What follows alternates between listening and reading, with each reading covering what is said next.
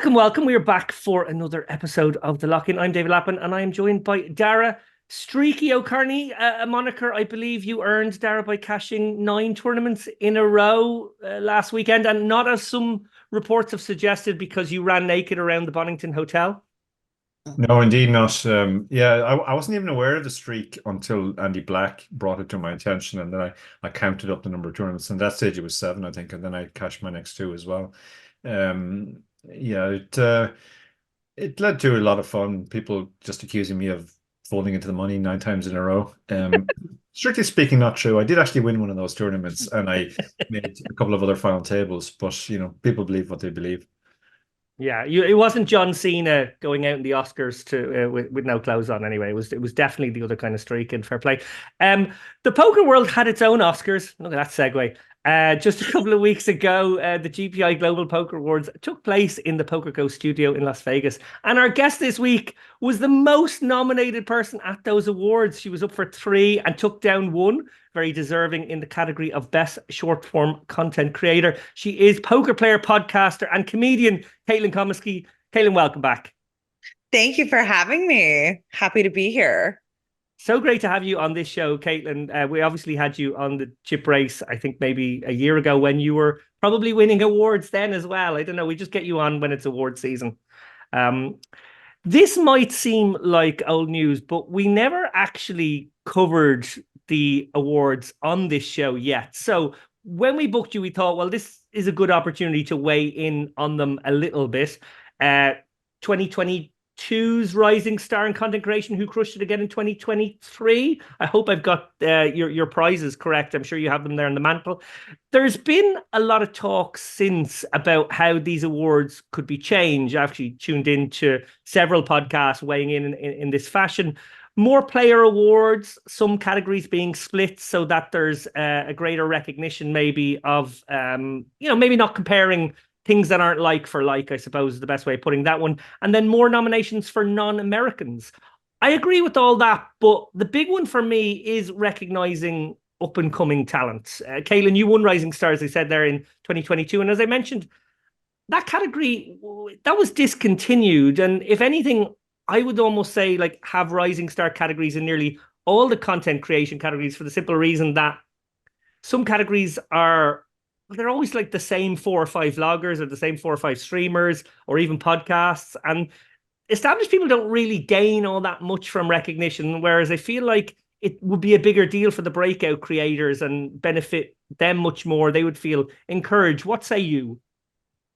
Well, there's definitely been a lot of talk about the GPI awards as more like an industry awards. And I mean, like, that's what they are, and I don't think that they were pretending to be something else. So I think the, feedback and the encouragement that maybe they could be something that is more ready for the fans to engage with. I feel like a lot of the feedback that they're getting based on like more awards for poker players, cash players need to be recognized. Some of the content awards are like overlapping in weird ways, or the international field, it's like hard to get them to come in and accept awards. So when the international, like you guys won this year and you're not going to travel to Vegas just to accept your trophy. So then that sort of takes away some of the specialness of the awards if that people aren't coming to receive them. So I get a lot. Sorry, you think they would have been more special if we did? That's exactly what I said. I said this award means nothing because Chip Race wasn't here to accept their awards, but you weren't the only ones not there. Like Ben Wang wasn't there. Ben Nguyen wasn't there. There were lots of other people that weren't there.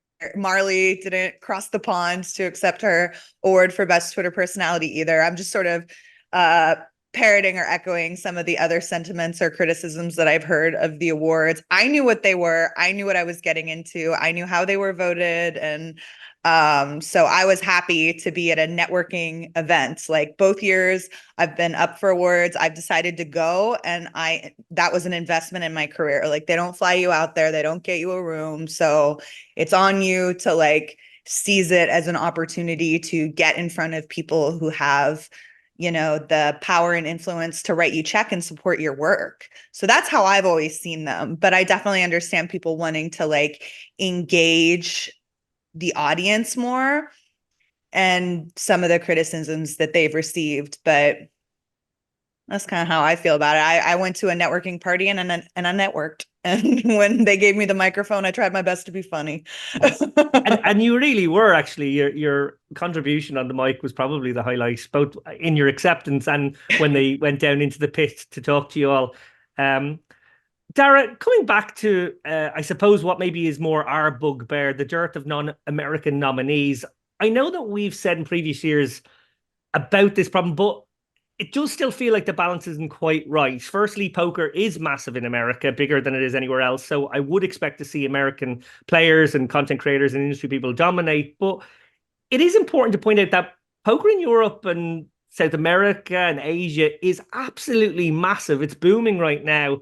And it would be lovely to see a bit more recognition of that. To put it in percentage terms, because I am a bit nerdy on this stuff, since they separated the European awards and American awards and kind of mushed them together for the Global Poker Awards 6 years ago, there have been 332 nominations, 254 of which have gone to North Americans. That's 76.5%, 62 to Europeans for 18.5%, and maybe the biggest issue, just 22 to the rest of the world for just 5%.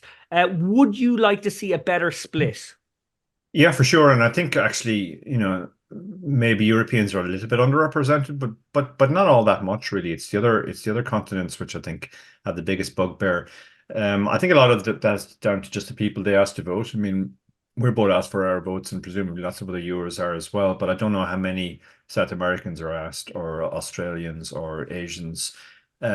So that's undoubtedly an issue. I mean, the fact that the awards are in Vegas, obviously, that kind of makes sense because that's where the highest congregation of nominees and winners is. But at the same time, the fact that it's always there does kind of make it feel like more like an American awards than a truly global event. I think at the very least they could maybe think about having sort of like two venues on the simulcast or something. I would certainly have flown to London if that had been an option. I mean, preferably I'd prefer it to be, in my local parish hall, but that's probably unlikely to happen. As nice as my parish hall is, but yeah, I mean, I completely accept Caitlin's point. It is a little bit deflating for an awards show when a lot of the people aren't there. It looks to people who don't know either a little bit disrespectful or degrading of the awards. People are saying it's not important enough to go. I mean, that's not the issue. It's just I'm not going to fly 32-hour round trip to collect an award, or to sit in the audience looking awkward as Berkey goes up to collect the award. Either way, yeah. But at the same time, I don't want to over criticize them. They do a great job overall, and it's great that they do shine a spotlight on different parts of the industry. And I think they are trying to address the other stuff. It's just the people. If 75% of the people who vote are Americans, it's just natural that most of the nominees and winners will be Americans. Yeah, and my hunch is it's probably not even 70. Like I'd say the split is maybe more balanced, but actually, like lots of Europeans love the Americans because, in fairness, they do great content. People like yourself, Caitlin. I think that when we're critical of these entities within poker, like the GPI awards, other poker media outlets, we forget how small our world really is relative to, a market share of something bigger. Like if we were in the NFL, then yeah, we'd have top-nose investigative journalists. We'd have, very large and overreaching like award entities that, can be fair and balanced. But as far as I can tell, the GPI awards is like three dudes, like putting together an event and like partnering with Poker Go, but it's not like a huge company. There's not like a ton of oversight. And I think like with recently a story here in America was Maurice Hawkins is one of like the foremost ring winners. And he did an interview with Cairo, who's a content creator. He didn't go to journalism school. And Cairo got so much pushback that like he wasn't pushing enough. He wasn't asking the right questions. And they were holding him to the standards of like an NYT reporter. And I'm like, dude, he's making TikToks. Like this is what like we're an insulated community, and we just don't have the resources and the standards that we can hold up to something else. So I don't know. Part of me thinks that there's a portion of this where we need to do a better job of managing our expectations as an audience of a niche as niche as poker. You know, to play poker, you have to have disposable income. Like that just takes out such a huge portion of the world. And we have to remember how insular we are when we criticize our entities like that, I think. No, I thank you for that reality check. I think you're absolutely right. We do take ourselves far too seriously. Although I will say that the moment you said we don't have any top-notch investigative journalists, I do think I can hear Joey Ingham crying in the background now. I think you may have broke his Joey heart. didn't go to journalism school though. You know, Joey's a content creator and a podcast host. He's, you know, and he's a personality first and foremost, and he does amazing at what he does. And I think he's really good at getting people to work together and cooperate. And he's done great work in the investigative space, finding people that know the best. And we have David Hill, who won the writing GPI award. He is a bona fide journalist. He's done work for, I think, like, I don't want to speak out of turn, but like very major publications. And he's a great person who cares about gambling, who writes in our space. Yeah, and he gave a beautiful speech as well. And it was great to see him pick up his award, very deserving as well. I have to say, I did reach out to Eric Denny to ask him about this subject, to which he answered, the US dominates the poker sphere, so I think it's normal that more Americans get nominated. Do I wish that more deserving candidates from outside of the US would receive more recognition? Absolutely. But I also feel that it's disrespectful to those final nominees to say that they're not deserving of their nomination. Caitlin, to come back to you for a final word maybe on this, Eric and his team put so much work into this night every year, and we are grateful, no question. We're so grateful to him for that. It does shine a spotlight in a fantastic way. I think a lot of very deserving people got nominated and won awards on the night, yourself included. Is there anybody, however, that you feel didn't get noticed and maybe should have? You know, the best friend in me wishes that they had the Rising Star in Content Creation Award again, because I think my best friend Nikki would have totally been, you know, a great candidate for a nomination and a win in that category. She moved from the general YouTube space into poker, and this last year, you know, she got a lot of opportunities, and I think she did really well. And her big game episodes are coming out that she's doing with Poker Stars, so I'm excited for more people to get exposure about that. And I do think that the fact that there are no cash players recognized, and that's like probably the bigger chunk of recreational players are playing cash than tournament. So maybe that would be a way to get people excited more about cash, is recognizing some performances in cash poker. But you know, cash poker is messy. You know, cash poker is gambling. Cash poker is like home game, hush hush, you know, sex, drugs, and rock and roll. So it makes sense that they kind of keep it focused on the tournament for, like, you know, a glitzy buttoned up award. But I've been incredibly grateful to Eric and his team in the GPI awards. Like, they've recognized me 2 years in a row. It's given me great opportunities to get my name out there and to continue to network and grow. And I have every faith that they're going to take the feedback that they're getting this year and make it even bigger and better. And I honestly thought they did a really good job. And I, you know, it's almost like the year I don't know how y'all thought, but it's like the year we win an award, and then everyone's like, this award, like have something negative to say about it. It's like, oh gosh, well. Yeah, well, that happens every year. In fairness, it doesn't matter whether you win or not. Every single year, and actually, it's probably one of the biggest pleasures I get out of the awards this year. It's about them afterwards, because they're usually variations on a theme. On the subject of tournaments versus cash, again, like that's quite an American perspective, because in Europe, you know, tournaments are 80 to 90% of the scene, and cash is a much smaller portion. And also the same is true online. And actually, one of the criticisms leveled at them is that it's very much sort of live poker is the only poker as far as the GPI awards are concerned. There's no online recognition. The very fact that Graf Tekel got best breakout is hilarious to me. He has been one of the best players in the world for at least 10 years, but he's broken out because he went out and he played live a bit. Yeah, just because he got hassled by Kessler as well. I like that little wrinkle to the whole thing too. Caitlin, once again, you won the trophy for short form content creator, a new category this year, which separates short sketches or bits, I guess, that are very social media friendly from longer content. Your sketches are hysterical, and it's such a treat when you drop a new one, especially if it means you're going to do some impressions. We had Greg Liao on the Chip Race a few weeks ago, and he talked about his creative process. Can you talk a little bit about yours, specifically when hatching these sketches?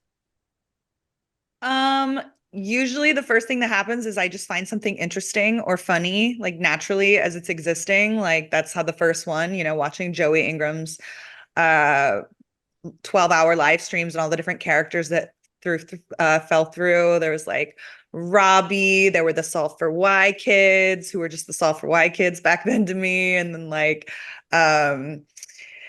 Marley, who had been a little tipsy that night. And it was just like, I was like, this could be a Christopher Guest movie. Like, this is so funny to me. And then it was like around Halloween time. So I just like really, on a whim, just like went and executed and made it happen and didn't really overthink it too much. So I think not overthinking it is always led me to be more successful. Sometimes the thing that stops me from making new content is I get like a bunch of negative comments about like my appearance. And I just like, I don't want to have to deal with that. Like I'm trying to play poker at a high level. I don't want to have to deal with that. So it'll slow me down on the content front just because I'm like, I got bigger fish to fry. I don't need to deal with all that. Yeah, you had a great line, actually. We had dinner a few weeks ago at the, actually it was during the Win, it was during the WPT event at the Win. And you said something, I think it was at the table to us that night. You said, my bust out isn't your content, which I quite liked. I was complaining because someone had was just like filming my bust out hand and like narrating my bust out while I was living it. And it was pretty gross too. Like I got it in so good and she like hit a 80-20 split on me or something, and I was really pissy about that. Yeah. I was like, go be funny, go make something. Don't just wait for me to fail. Well, Dara, we had Sarah Herring on the lock-in a few months ago, and we talked to her about the growth of fast media, or I suppose instant media, as she put it. Sarah is head of instant media at poker.org. We also see Tiffany Michelle doing that sort of coverage. I guess it's akin to sideline reporting, but it also does incorporate these funny bits as well. You and I have been in poker almost 20 years, and we have seen how coverage of the game and the media around the game, I suppose, as well, has evolved. Obviously, instant media is catering to a younger audience, but also maybe a modern audience of all ages who now consume fast content via their phones. Is there, however, a pitfall of which to be wary here? What I mean is, whatever about entertainment pieces, there is a danger maybe that tailoring news pieces in this sort of buzzy 30-second bang, bang, bang kind of way means the focus goes on the negative and salacious and maybe overly simplistic. And maybe those takes on what happens are the only ones that really get airtime. Your thoughts? My immediate reaction to that is if like you think that the major media outlets aren't doing that, the New York, like I don't know what y'all read in Ireland, but like New York Times, Los Angeles Times, USA Today, CNN, all the major news outlets, that's how they market and package news. It's just it. We only have broadsheets in Ireland, Caitlin. I don't know what kind of, is this like magazines that you guys read? I'm not sure. Yeah. We get them at the dentist. That's how we get our news. Yeah, my immediate thought there was that you were setting me up to sound like a complete boomer in my response. I mean, that's just the way the world is now. We have to kind of accept that, and there's no point in railing against it. People consume short content much more than they do long content. There's obviously still a place, but I think probably other parts of the poker world, like podcasts, we're actually quite short and snappy compared to most poker podcasts. That's one area where there's a lot of long form content. Obviously Twitch is another one where people will watch a guy clicking buttons for 8 hours just because he's shouting about Brazilian bots or whatever. Shout out to Grafganger. And that's very entertaining too. I think it all has its place, and it's driven by demand. So I don't think we can really complain too much about it. These are all commercial enterprises, and they have to follow the dollar. Well, coming back to poker or Caitlin specifically, I see that you partner with them on occasion to bring a player's perspective, I suppose, on various tournament series going on. That seems like a match made in heaven, actually. In Poker.org's mission statement, they say they represent the independent voice of poker players and believe that an independent media company is necessary to shape the future because the opinions and views of poker players are important. Can you talk a bit about your partnership with them and what you think you bring to each other?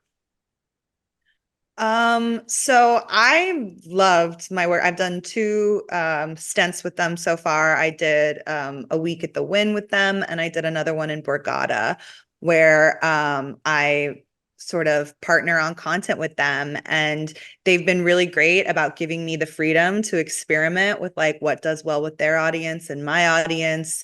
But I'm there as like a featured creator, so I have the freedom to make sketches, day in the life vlogs, a lifestyle vlog, and then in Borgata I wasn't doing as well in poker, so like making vlogs on my own journey wasn't really an option because I just kept busting out. So I experimented with like actually reporting on other hands in the main and catching the action, and I made one mistake, my first mistake, but I think I'm gonna get a handle on it.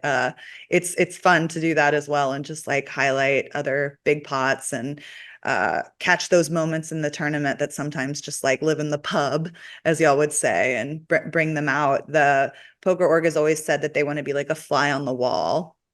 So I think that that's very important to them, to be like visual first, video first, photo first, and really immersive in the content. It's what Tiffany does and a lot of their other collaborators, really like getting you behind the scenes so that you feel like you're there.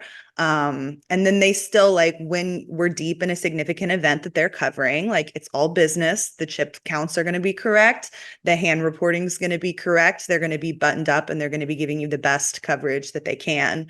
But definitely that they're going with this social media first push that I think is good for the casual viewer, to get them in, who's not ever going to be just looking at the dry chip counts and hand histories. Yeah, and I hope to see loads more from you on that front. I hope that partnership continues, because I do think that there are certain people in the industry who are just perfect for that sort of role, where they are that conduit maybe between entertainment and a bit of news coverage, or you can send them in the direction of maybe the longer form stuff by being so funny in the shorter form stuff, which attracts the eye. Turning now to some live poker going on around the world, I want to firstly give a shout out here to another recent recipient of Chip Race Run Good, Soheb Porbandawala. Just a few days ago, he ruffle stomped the WSOP Circuit Main in Chicago for $250,000, right on the heels of his GG Millions Overlay Edition win for $670K 10 days or so previous to that. Absolutely incredible stuff from Soheb. Can't say enough about how good a player he is. Moving on to poker in Europe, specifically Dublin, where for the last 10 days or so, Dara, there was the Dublin Poker Festival that we mentioned there. I mentioned your great run of form, obviously, at the top. I think you've cashed maybe 15 times already in 2024. It actually might be a bigger number than that. Another man on his own streak is former guest of the Chip Race, Thomas Skilatsunas, who went back-to-back in the European Deep Stacks, defending his title last Sunday. Tommy G, as he's known in poker circles, won this event in 2023, outlasting 559 other players to win 53K. And this year, he beat 466 players to take down the title and 44K. You were there in the Bonnington. I know you finished 10th in the main, so sorry to throw any salt your way here. I know that was probably a bit of a nasty crossbar, but you did obviously have lots of other deep runs. Can you tell us a little bit about that tournament and maybe also a few of the other winners over the weekend? Yeah, the European Deep Stack is kind of unique. Like when it came on the scene in 2008, its big selling point at the time, pretty much no tournament in Europe started more than 100 big blinds deep. And this tournament came along the scene, and everybody started with 1,000 big blinds, and it was a very slow tournament as well. And down the years, it's kind of been a who's who of Irish poker in terms of winners. Obviously, I lockboxed the first one. The second year, Wally McCormack and Jason Tompkins chopped it. And then since then, a lot of the top Irish players have won it at least once. Cathal Shiner won it. Paddy Clark won it. And last year, Lucky Mo added his name to the list. But going back to back is just amazing, because I mean, you're talking about 2 tournaments that had over 500. Well, the first one had over 500 runners, the second had just under 500 runners. And like last year was Mo's big breakout live. It was his first big live win. And And just to go back to back is just phenomenal. But, you know, as we went down to the last few tables, there was quite a few winners still, previous winners still in the mix. And there was a lot of talk about, you know, would somebody become the first two-time winner? And for it to be Mo, who had actually won last year, is just phenomenal. There was a huge outpouring when he won. Everybody just kind of rushed up to the table, kind of recognizing it was a fairly unique achievement. Overall, the festival was very, very well organized. I mean, I've said this already, and I have a piece coming out in Vegas Slots Online. The seniors tournament is the Irish Seniors Championship is undoubtedly the best structured seniors tournament I've played anywhere outside of Vegas. Seniors tournaments are usually not greatly structured, and at the Dublin Poker Festival, they put a lot of effort into improving the structure, and they've been really rewarded. Like seniors tournaments typically get 30, 40 runners in this part of the world. This got over 250. And that was an increase in last year. It was a record for a seniors tournament in Ireland, and much bigger than the EPT typically gets. And then they had the amateur championship, the so-called amateur championship poker, which is a bit of a misnomer because everybody just plays it a cup. But that was a success as well. And then they had a high roller, which featured Mark McDonald getting heads up against Peralta, the Italian who lives in Ireland now, Art House Online, I believe. And so yeah, there were a lot of winners. And then my star student, as I call him, Ray Wheatley, who we've talked about before on the show, came to me after he, in his words, luckboxed his way to the final table of the Irish Open and felt completely and utterly outclassed when he got there.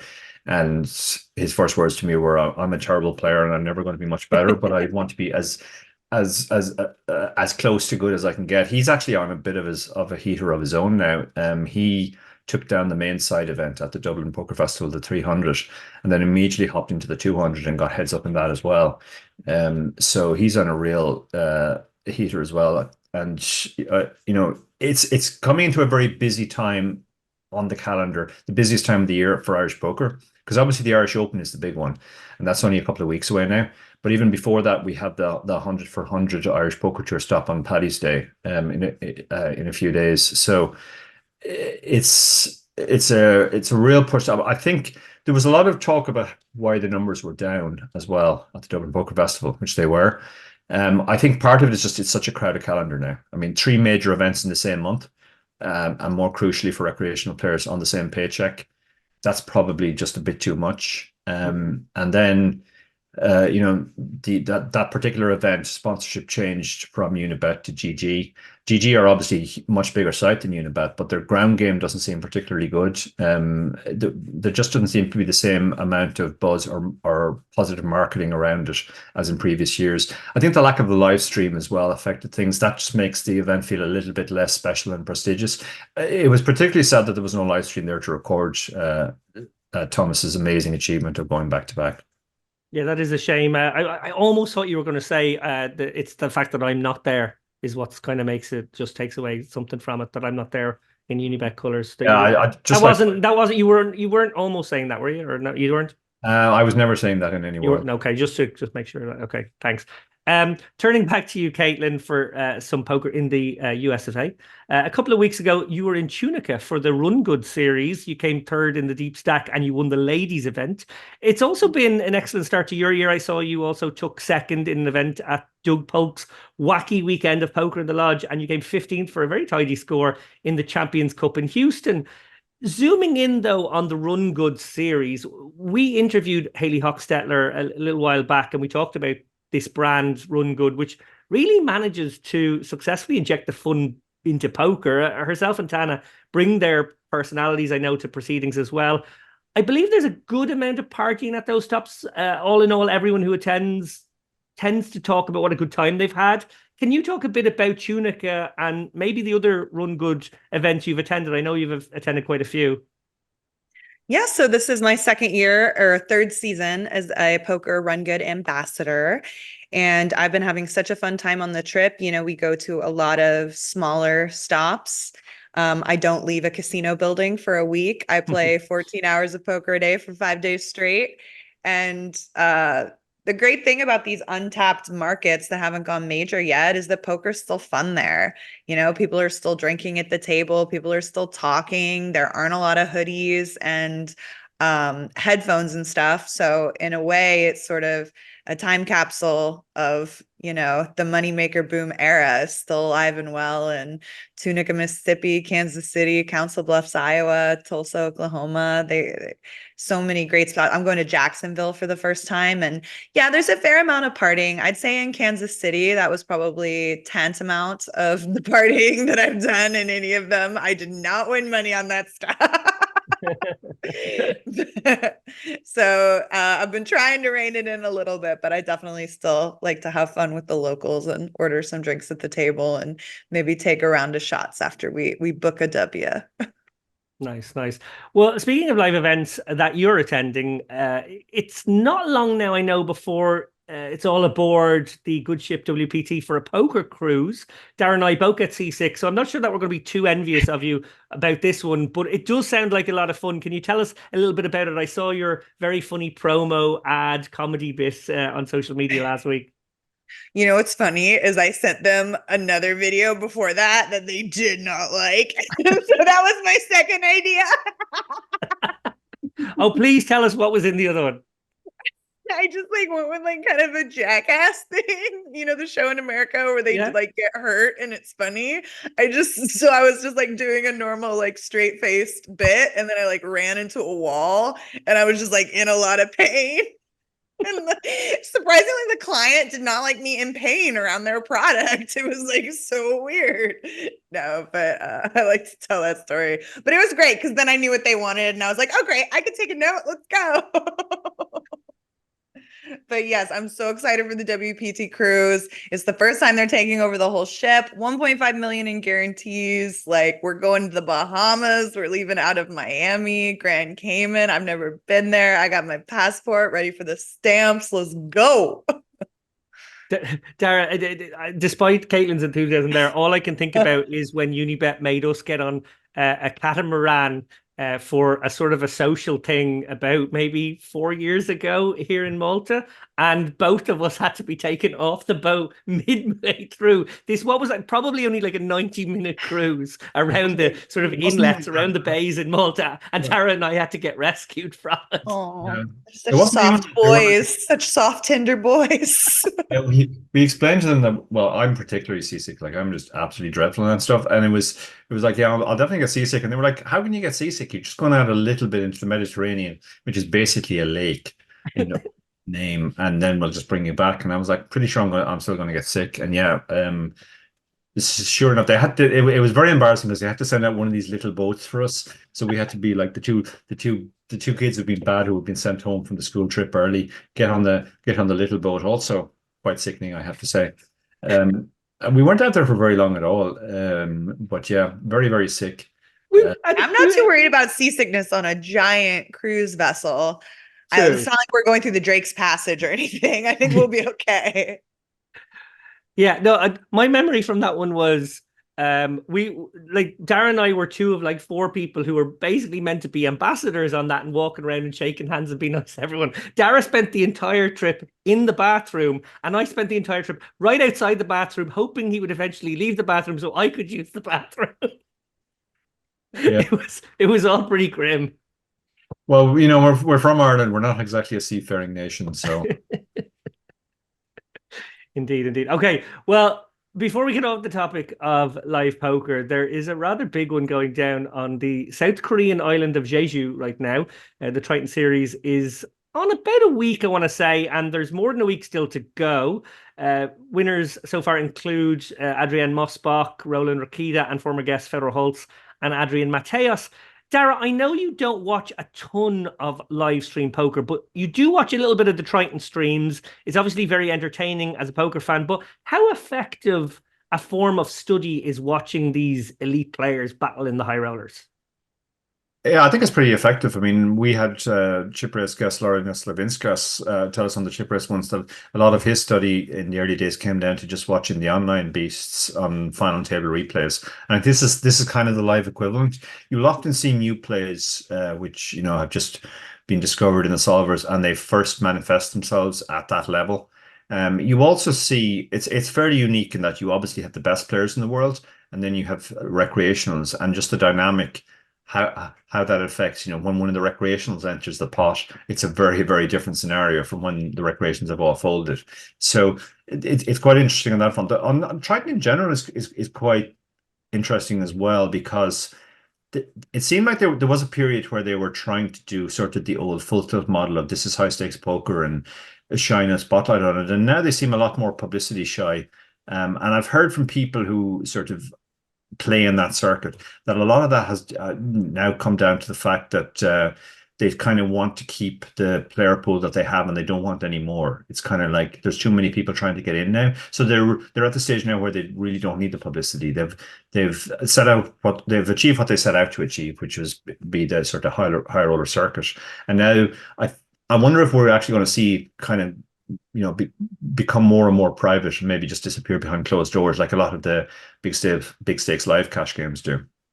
Yeah, or just bump up the buy-ins even higher. I suppose when they have a 15K and a 20K, that's not so crazy. It's obviously still a high roller, but like it's not so wild for guys to maybe consider taking shots in those ones, and then they end up there, and maybe, you know, they end up getting staked into the 30K because there is a decent number of recs in the mix. I do wonder if maybe the exclusivity aspect of what they were always pushing for there on that brand is being pushed up against, a bit like what you said there, Dara. There may be no need now to do much more advertising. Caitlin, what types of study do you do mostly? You know, maybe you watch some live streams, but do you use training apps? Are you in the lab doing your own solves? Are you bouncing hands around in chat groups? I'm definitely not doing my own solves, but I am a GTO subscriber and user. I use their drill function a ton. Lately, I've been focusing on blind v blind play, MTT at the different stack depths, and it's like just a really nice way to get an idea of where you're at. Like if I look at some of the tight range spots that I feel more comfortable in, and I get like, you know, an 88%, you know, accuracy rating, I can feel pretty good about how I'm playing from, you know, the low jack, and then like we move on, and then I see like a lower score come out in the blind v blind area, and that gives me something to like hone in on and pull the charts back up and dust off all the dust bunnies and get it sharpened up again. But that's pretty much it. I don't have a subscription to any other training site right now. I wouldn't be opposed to like being an affiliate for one and studying on one. But I don't have any relationships in place like that right now. I'm not working with anybody one-on-one. I used to, but we were focused mostly on 100 big blind cash and deep stack cash. So I've a lot of the opportunities I got through my the media that I've been doing has been for like tournament buy-ins. So it's been really important for me to learn how to convert that into real dollars so we can keep the lights on. Mm-hmm. So I've been focusing a lot of my efforts and study on MTV, and I'll definitely have friends that I trust and I'll go over hand histories with, things like that. It was like the last argument I got in was one of my friends open shoved 18 bigs with 5-5 from the hijack, and I thought that was just a punt, and then all my friends disagreed, and they're like, no, the solver wants you to do that. I'm like, in these fields. Well, I'm guessing, Dara, maybe you can weigh in on this, like the way Caitlin sort of said how she uses a lot of players, we've talked a bit about this actually on the show recently, a lot of players use these training apps to maybe just like check the hands they did. Did I make a mistake? It's almost like sort of a reassurance. It's almost like they're treating it like they want a pat on the shoulder. They're there. It's okay. Whereas I don't run my hand histories. Yeah. Where it seems like much more formulaic the way you do it, and much more like what we were advocating in previous shows, Dara, that's the way, you know, you look at big blind v blind, and you go button versus big, then you go button versus small, and, you know, take it from there. Yeah, I do have a lot of students who come to me relatively fresh, and that's always good because it's a clean slate to work with. And I have a very, very sort of not formulaic, but a very set way of like set up the framework and then just concentrate on the spots that come up the most often. Looking up your own hands is all well and good, and it certainly has a part to play, particularly as you get more experience and you know more of the bread and butter spots. But when you're starting, you really just want to concentrate on button versus big blind, 40 big blinds and less, and the other common scenarios that come up. You don't want to be looking at very outlier situations, or even particularly deep stack situations, because for how long are you deep stacked in a tournament? The start and a little bit afterwards, and then you're into the shallow. And the biggest mistakes, I think, probably the most neglected area of tournament study, and the one that would actually make the most impact for most people, is to study ICM. Because relatively minor ICM mistakes can actually be massive punts in terms of equity. There are spots where, let's say, ace jack is the bottom of the calling range, and folding ace jack might be a 6 buy-in mistake, and calling ace 10 might be a 6 buy-in mistake. So you really have to get those ranges nailed on. And yet it's the most neglected, because I think when the solvers came out, PO, etc., it was all chip EV. And therefore people got very good at studying chip EV.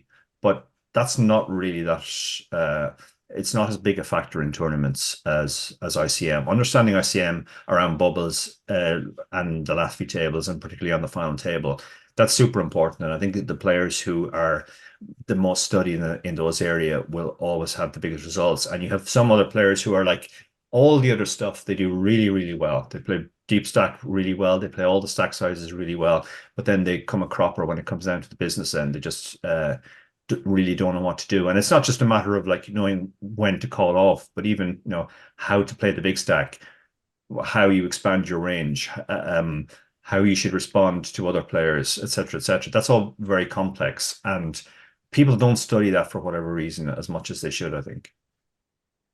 And Caitlin, back to you.